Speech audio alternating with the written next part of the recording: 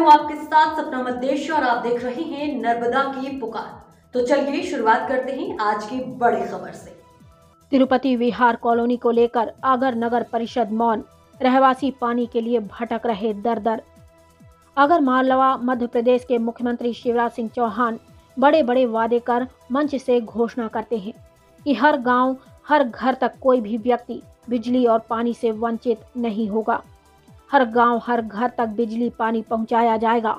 पर ऐसा ही मामला आगर जिला मुख्यालय पर स्थित तिरुपति विहार कॉलोनी का सामने आया है। वहां के रहवासी पानी के लिए दर दर भटक रहे हैं। रहवासियों को पानी के साथ साथ बिजली, जंगली जानवर एवं चोरों का भी सामना करना पड़ता है।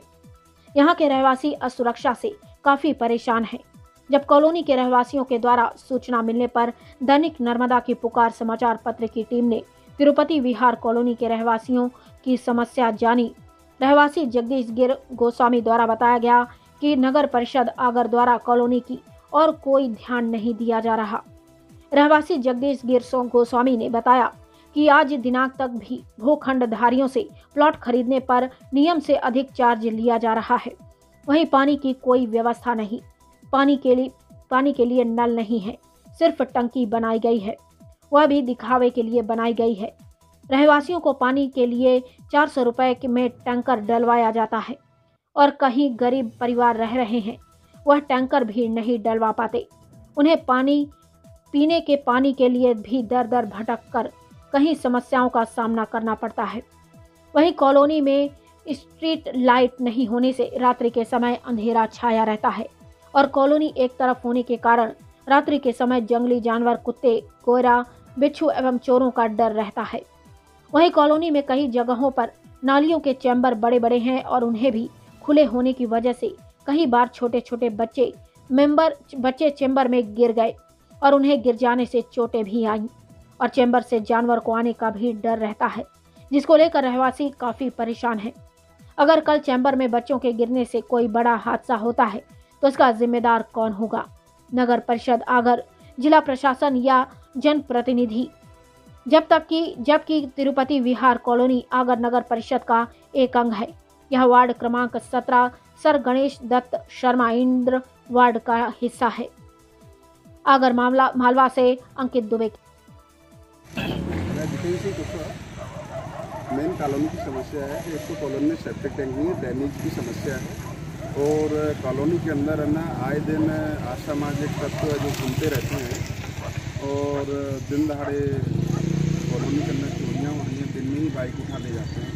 इसके लिए हम पुलिस प्रशासन को गड़बड़ करा चुके हैं और कई बार जो उसके बाद भी ना रात के समय और दिन के समय भी आवारा तत्व घूमते हैं। तो मेरा प्रशासन से ये कहना है कि पुलिस प्रशासन से कि असामाजिक तत्वों पर रोक लगाई जाए और कॉलोनी के अंदर है ना सेप्टिक टैंक की व्यवस्था, ड्रेनेज की व्यवस्था बहुत उसको लेकर और क्या और सर ये सुनने में आया है कि 4 अक्टूबर 2019 को यह कॉलोनी नगर परिषद आगर को हैंडओवर कर दी गई थी, पर फिर भी आज नगर परिषद यहाँ पर ध्यान नहीं, बिल्कुल ध्यान नहीं दिया जा रहा है।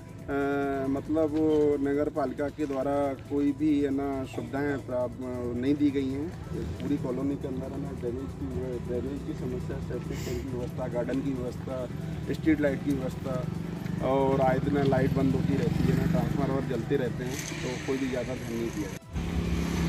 और हम दोनों ने रेरा में केस लगाया था और केस जीतने के बाद इस कॉलोनी को कलेक्टर साहब ने वैध घोषित कर दिया। तो उसके बावजूद भी आज देख लो यहाँ पे न तो कोई गेट लगा है, विकास शुल्क नगर पालिका द्वारा भी लिया जा रहा है और हम पूर्व में भी जब हमने प्लाट खरीदी करी थी तब भी हमने विकास शुल्क दिया है। जल की समस्या है, प्रत्येक घर वाला कोई बोरवेल नहीं लगा सकता, एक मध्यम वर्गीय परिवार वाला एक्स्ट्रा खर्चे कैसे वहन करेगा? तो नगर पालिका को चाहिए कि यहाँ पर नल सुविधा उपलब्ध कराए। और एक देखने में आ रहा है कि इधर बाउंड्री वाल के समीप कौन व्यक्ति है जो पानी बेच रहा है, बोरवेल इसीलिए लगा रखी उसने उसके प्लाट में, तो उस पर भी प्रतिबंध लगाया जाए। इसके आवेदन भी दिया था आपने कलेक्टर? इसका हमने कलेक्टर साहब को आवेदन भी दे चुके हैं। और आवारा कुत्ते की समस्या है, छोटे बच्चे खेलते हैं, तो इस समस्या को भी हम दूर करना चाहते हैं। समस्या को लेकर आपने नगर परिषद को अवगत कराया है या? हम अवगत करवा चुके हैं और कलेक्टर साहब का जो आदेश है कि इसको नगर पालिका स्वयं हैंड ओवर कर ले, लेकिन नगर पालिका द्वारा इस कॉलोनी के प्रति कोई इंटरेस्ट नहीं लिया जा रहा। और क्या समस्या है? कहाँ पे रहते हैं? तिरुपति विहार कॉलोनी आगर। तिरुपति विहार कॉलोनी में कितने वर्ष हो गए आपको रहते रहते? अरे साहब रहते रहते तो करीबन 5-6 साल हो गए, लेकिन इस कॉलोनी की समस्याओं के लिए लगातार विगत 10-15 वर्ष से हम जूझ रहे हैं। ये नगर पालिका में भी आ चुकी है, कॉलोनाइजर ने भी नगर पालिका को हैंडओवर भी किया है। कितने वर्ष पहले हैंडओवर की गई थी नगर पालिका को? ये करीब 5-6 वर्ष पहले हैंडओवर हो चुकी है, लगभग 3 वर्ष पहले 4 वर्ष पहले हैंडओवर हुई है। 4 वर्ष पहले, क्योंकि कारण क्या है कि 4 वर्ष पहले ही मेरा नामांतरण भी हुआ।